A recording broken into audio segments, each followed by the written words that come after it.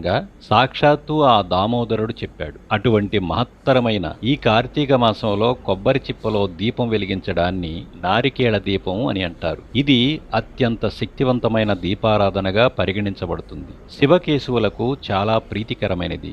ఈ దీపం వెలిగించడం వల్ల అఖండ ధనయోగం, ఆర్థిక సమస్యలు పరిష్కారం అవుతాయి. కార్తీక మాసంలో దీపారాధన యొక్క ప్రధాన ఉద్దేశం పాపాలను పోగొట్టుకోవడం. నారికేళ దీపం వెలిగించడం ద్వారా తెలిసి తెలియక చేసిన పాపాలు హరించుకుపోతాయి. అలాగే జాతక దోషాలు అంటే గ్రహాల వల్ల కలిగే చెడు ఫలితాలు, గత జన్మ కర్మదోషాలు కూడా తొలగిపోతాయి.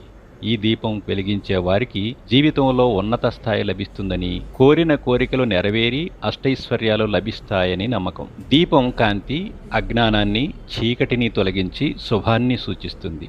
నారికేళ దీపం ఇంట్లో సానుకూల శక్తిని పెంచి పవిత్రతను ఇస్తుంది.